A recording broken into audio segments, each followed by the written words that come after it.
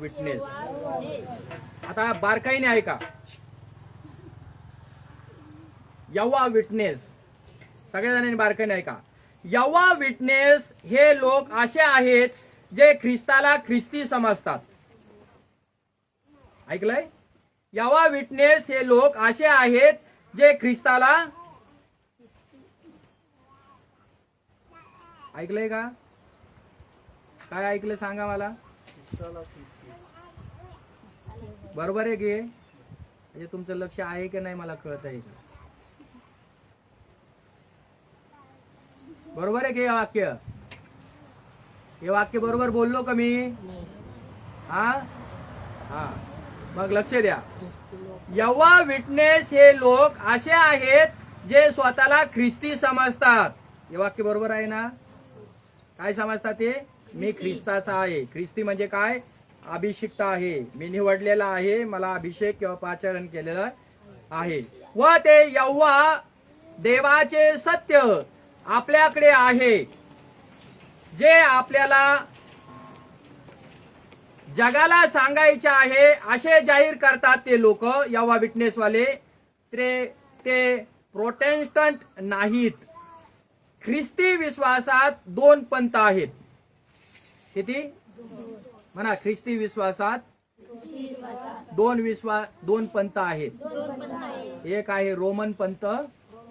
Roman म्हणजे काय म्हणा? कॅथलिक लोक आरेगावला जातात ना, इकडे मरियाबाईची असती पुतळी, सगळी मूर्ती बनवलेली. त्यांचे हॉस्पिटल असतात बघा, है ना, दवाखाने असतात, बरंच काय असतं ना. एक आहे रोमन कॅथलिक आणि दुसरा आहे प्रोटेस्टंट. म्हणजे प्रोटेस्टंट मध्ये कोण बसतं म्हणा? कोण बसतं त्याच्यामध्ये? आपण कोण आहे म्हणा? मी प्रोटेस्टंट मध्ये बसतो. हा, तर आज यहोवा विटनेस जगातील जी लोकसंख्या आहे 85,79,909 लोकसंख्या त्यांची आहे यहोवा विटनेसची. इकडे लक्ष द्या. किती आहे? 85,79,909. तसेच यहोवा विटनेसच्या मंडळ्या संपूर्ण जगामध्ये 1,19,954 एवढ्या संपूर्ण जगामध्ये त्यांच्या काय आहेत? मंडळ्या आहेत. म्हणजे इथे एक मंडळी, तिकडे एक मंडळी, तिकडे एक मंडळी, तिकडे एक मंडळी, तिकडे एक चर्च, तिकडे एक चर्च, इकडे एक कलिसिया, असे किती आहेत? बोला सगळेजण बोला. 1,19,954 संपूर्ण जगामध्ये त्यांच्या काय आहेत? मंडळ्या आहेत. असे असून देखील जगातील अनेक देशांमध्ये यहोवा विटनेस या शिक्षणाला मोठ्या प्रमाणात विरोध केला जातो. काय केला जातो याला? म्हणा सगळेजण, काय केला जातो? आपण पण काय करायला पाहिजे त्याला? म्हणा विरोध करायला पाहिजेत. सगळेजण म्हणा ना, विरोध करायला पाहिजेत.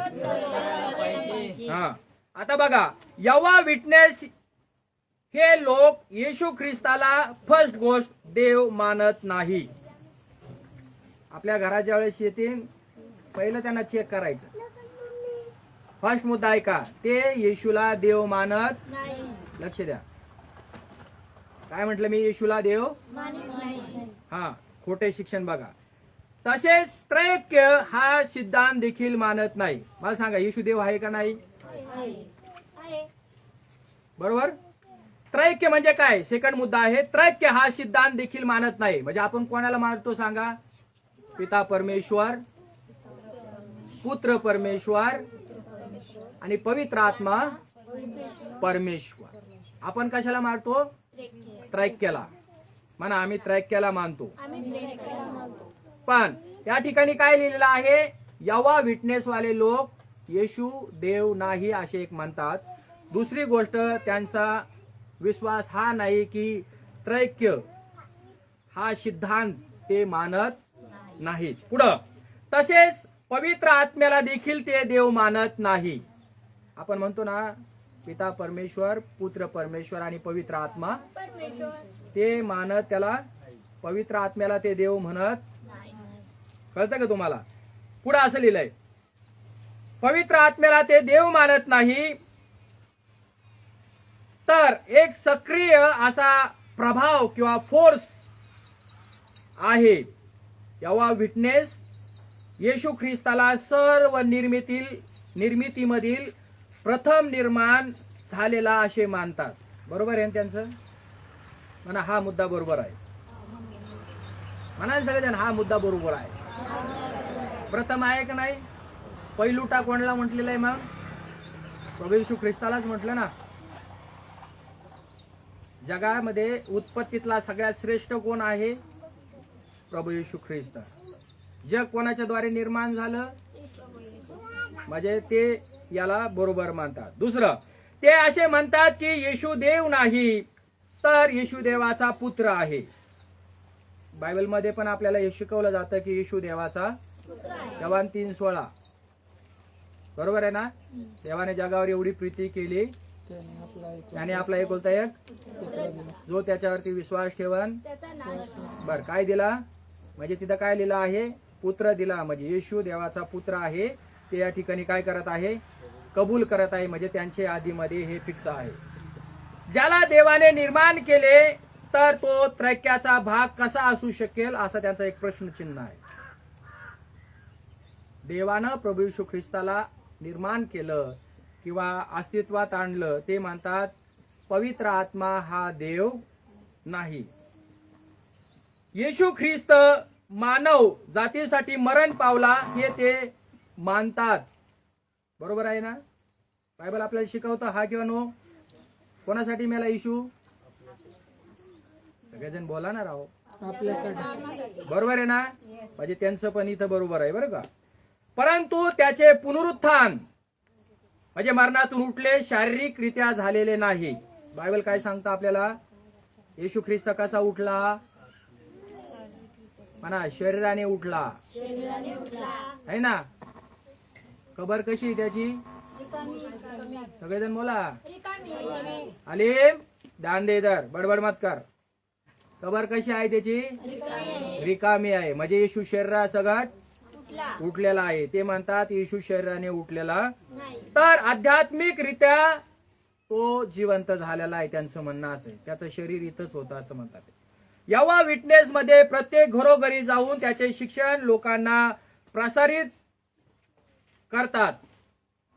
घरोघरी जाऊन. आता कोणाच्या घरी जातात माहिती का? यहोवा विटनेस वाले लोक जे लोक चर्चला जातात त्यांच्याच घरी जातात. ते उकाण्यामध्ये येतात. ते कुठे येतात?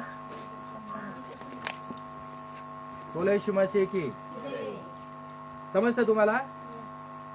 तर आपल्या भागामध्ये आले ना, ते कुठे जातात? जे लोक चर्चला जातात, प्रार्थनेला जातात, त्यांच्या घरी जातात आणि त्यांच्या घरी जाऊन भेटतात आणि त्यांनाच या खोट्या शिक्षणाविषयी यहोवा विटनेस त्याचे जे रूल्स आहेत, पद्धत आहे, ते त्या ठिकाणी शिकवणं त्यांना जात आहे.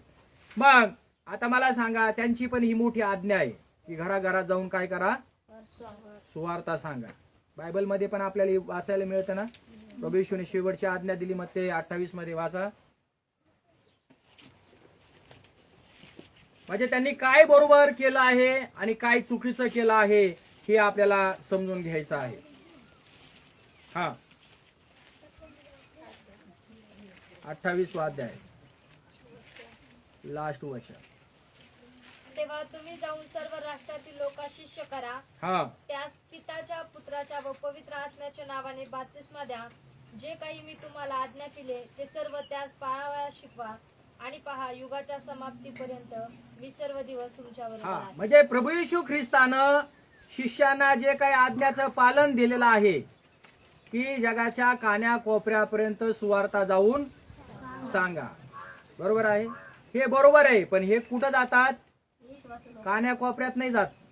हे फक्त चर्चला जाणाऱ्या लोकांमध्येच जातात. त्यांच्याच घरामध्ये जाणार. म्हणजे यांचं शिक्षण चुकीचं आहे इथं आम्हाला कळतं. त्यांना पूर्वीपासून हे शिकवले जाते. पुढे असं लिहिलंय, या घरोघरी जाऊन सेवा करणाऱ्यामध्ये त्यांना विरोध होईल असं लिहिलं आहे. काय सांगितलं गेलं त्यांच्यामध्ये? विरोध होईल, त्यांचा छळ होईल. पण त्यांच्यामध्ये छळ होताना त्यांचा मरण आलं किंवा त्यांचा मृत्यू जरी झाला तरी असं लिहिलं आहे, ते म्हणतात माघार घ्यायची. हे बरोबर आहे, माघार घ्यायची. प्रभू येशूने काय सांगितलं आम्हाला? माझ्या पाठीमागे येणाऱ्या लोकांचा काय होणार आहे? छळ होणार का नाही? माझा वधस्तंभ घेऊन माझ्या पाठीमागे येणाऱ्या लोकांचा काय होईल? काय होणार आहे? पण मरेपर्यंत विश्वास ठेवला तर त्यांचं काय होणार आहे? बरोबर आहे ना? पण यांचं तारण होणार आहे का? हे बरोबर लिहितात, पण डमी कुठून केलेली आहे? कॉपी कुठून केलेली आहे? म्हणा बायबलचे वचन चोरले आहेत. सगळेजण म्हणा बायबलचे वचन चोरले आहेत. बायबलचे वचन चोरले आहेत. हा, मरेपर्यंत जरी विश्वास राहिला पण फक्त परमेश्वर तारण देणारा नाही, तर एक परमेश्वर तारणार आहे. येशू मसीह की तारक तो, सामर्थ तो येशू दे. हो तारक तो, सामर्थ तो येशू दे. तारण कशाच्या द्वारे तुम्हाला मिळालं? ख्रिस्ताच्या द्वारे. पण त्याच्यासाठी तुम्हाला काय करावं लागलं? बरोबर बरोबर, काय करावं लागला? म्हणा विश्वासाच्या द्वारे माणसाचं प्रभू येशूच्या नावात तारण आहे. बरोबर आहे ना? पुढे असलेलं बायबल मध्ये हे आपल्याला आपल्या बायबल पेक्षा वेगळे आहे असं तुम्हाला आणि मला समजून येतं. आहे ना वेगळं काहीतरी? आगळं वेगळं. आणि मग याला त्यांनी नाव दिलेलं आहे न्यू वर्ल्ड ट्रान्सलेशन, असे या पुस्तकाला त्यांनी नाव दिलेलं आहे. काय दिलेलं आहे? आता यांचे संस्थापक ते तुम्हाला आणि मला कोण आहेत हे समजावून घ्यायचं आहे. म्हणा संस्थापक. यहोवा विटनेस हे खोटे शिक्षण आणि त्यांचे संस्थापक किंवा हे शिक्षण देणारे आहेत चार्ल्स टेज रसल त्यांना म्हणतात. ऐका, चार्ल्स टेज रसल त्यांचं नाव आहे. त्यांचा जन्म 16 फेब्रुवारी 1852 मध्ये अमेरिकेतील पेन्सिल्व्हेनिया या राज्यात झाला. लहानपणापासून तो एका धार्मिक परिवारामध्ये वाढत होता. 5 भावंडांमध्ये दुसऱ्या नंबरचा मुलगा होता. किती भावंड ते? त्यांची हिस्ट्री बरं का. आता झोपलेली म्हणा हालेलुया. कोणतरी झोपले. 5 भावंडांमध्ये हा दुसऱ्या नंबरचा मुलगा. त्याचे आई वडील प्रेस बिटरियन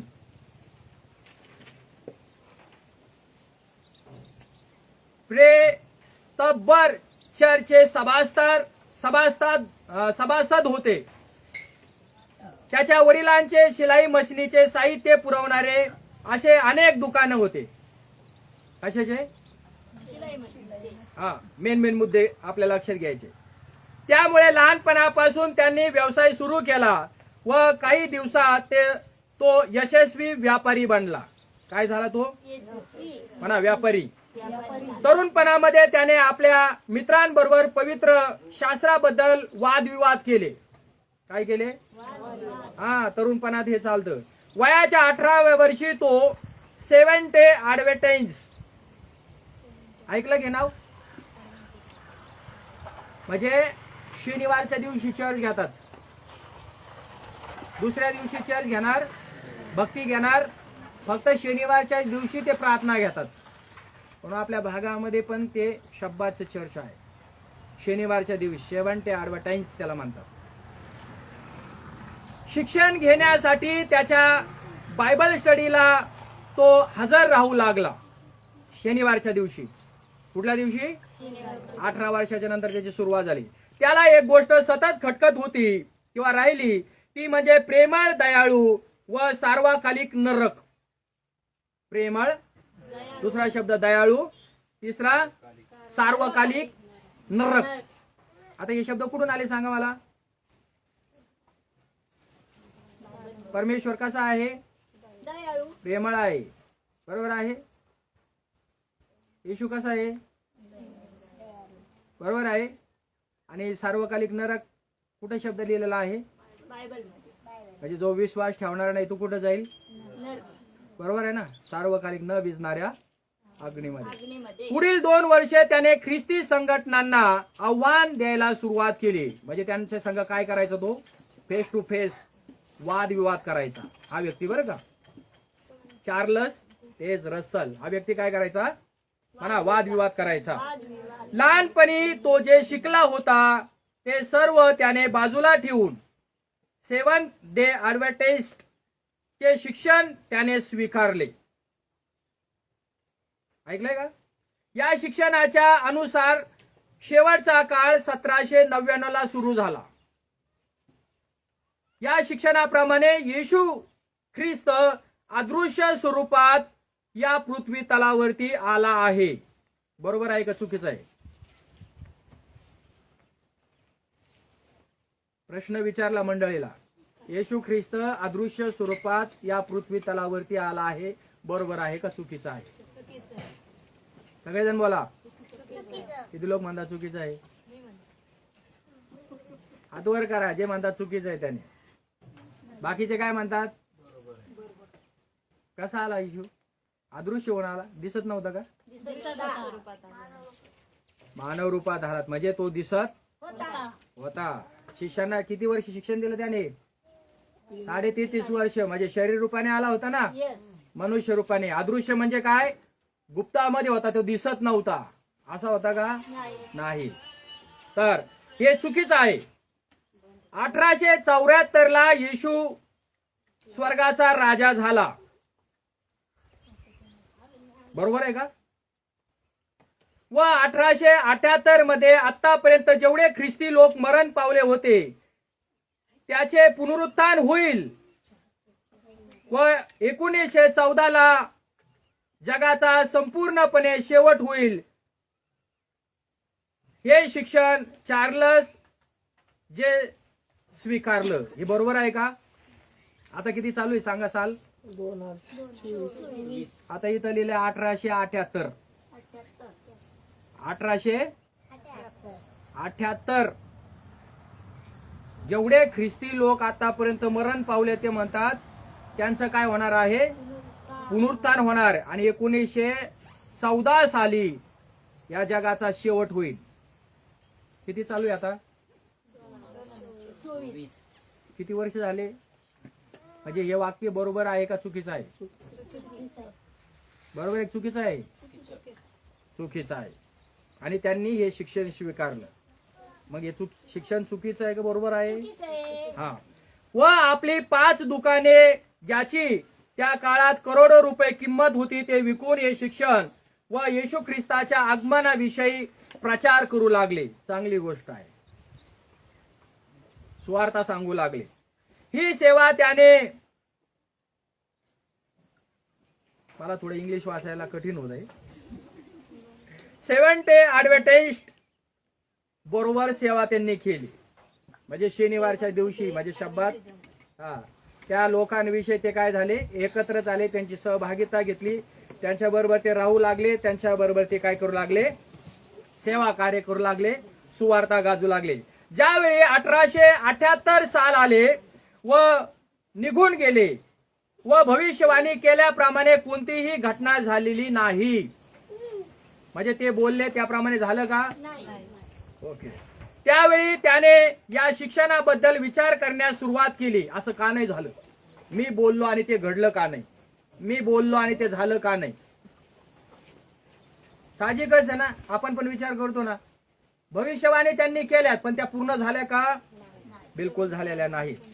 व नेल्सन बाबेर बरोबरची मैत्री तोडून टाकली व त्याने स्वतःचे वॉच टावर नावाचे प्रकाशन सुरू केले. वॉच टावर काय होत त्याचा अर्थ मराठीमध्ये? लक्ष ठेवणं, बरोबर आहे. वॉच टॉवर हे प्रकाशन सुरू केलं म्हणजे का, आता समजा उदाहरणार्थ आपल्याला माहिती म्हणून जीजस कॉलचं पुस्तक येतं का घरात? ज्या घरात येतं त्यांना माहित आहे. म्हणजे मला माहिती, आपल्या घरात येत नाही कारण आपण तिकडचे मेंबर नाही. जिथं तिथे मेंबर झालेले आहेत त्यांच्या सगळ्या त्यांच्या बातम्या ती त्यांच्यापर्यंत येणार त्या पुस्तकात. म्हणजे अशा प्रकारे मला एक माहिती म्हणून सांगतो. तसं त्यांनी एक काय केलेलं आहे, पुस्तक दर महिन्याला त्यांचं पुस्तक प्रकाशन होणार आणि जे लोक त्यांचे सभासद झालेले आहेत त्यांच्या घरामध्ये ते पुस्तक येणार. मग त्यांचा मेसेज, त्यांचे फोटो, त्यांचे कार्यक्रम काय काय झालं सगळं त्यांना छापलं जाणार त्यांच्यावरती आणि तुमच्यापर्यंत किंवा त्या लोकांपर्यंत टीमपर्यंत ते येणार. 1878 त्याने मरिया नावाच्या स्त्री संग लग्न केलं व 1897 त्याचा घटस्फोट झाला. बायबलच्या वचनाप्रमाणे योग्य, बरोबर, चूक? चूक. 1881 त्याने वॉच टॉवरची ट्रॅक्स सेवा सुरू केली. म्हणजे काय केलं? वार्तापत्रिका जसं मी वाटतो ना एका एका घरामध्ये तुम्ही वाटता, हातात देता लोकांच्या येशूबद्दल, वाचा बाबा तारणार आहे, मुक्तीदाता परमेश्वर आहे, त्याची ओळख म्हणून. तसे त्याने ही काय केलेली आहे, सुरुवात केली. व सुरुवातीला त्याने 6000 मासिके प्रसारित केली जाऊ लागली. आज जवळजवळ 10 लाख मासिके प्रसारित केली जातात. किती आजच्या घडीला? किती महिन्याचे, बरं का, माझा अंदाज. ज्याच्याकडे पैसे असल्यामुळे तो आपले शिक्षण वर्तमान पत्रामध्ये देखील छापू लागला. म्हणजे पेपरमध्ये देखील तो काय देऊ लागला, त्याच्याविषयी बातम्या देऊ लागला. यामुळे जगामध्ये तो प्रसिद्ध होऊ लागला. काय झाला समजतं का सगळ्या जणांना? काय होऊ लागला? प्रसिद्ध होऊ लागला. 31 ऑक्टोबर 1916 मध्ये तो मूत्रपिंडाच्या आजाराने मरण पावला. हा संस्थापक यहोवा विटनेसचा संस्थापक चार्ल्स टेच रसल. त्याचा कशाने निधन झालं? मृत्यू कशाने झाला? मूत्रपिंडाच्या आजाराने तो मरण पावला व त्याचे शिक्षण त्याच्या मरणानंतर देखील चालू ठेवले. म्हणजे आता तो गेल्यानंतर कोण सांभाळणार? जे लोक सभासद आहेत त्याच्या पाठीमागे बनवतात ना, त्या लोकांनी त्यांची काय केलेली आहे, प्रथा चालू ठेवली, परंपरा चालू ठेवली. कळलं का तुम्हाला? किती लोकांना कळलं सांगा मला? ओके, कळलं? काही ना प्रश्न आहे का सांगा मला? प्रश्न असेल तर सांगा मला. तर अशा प्रकारे आपण एक भाग पाहिलेला आहे, यहोवा विटनेस. काय पाहिलेला आहे? Jehovah witness, cults and false teachings, खोटं शिक्षण.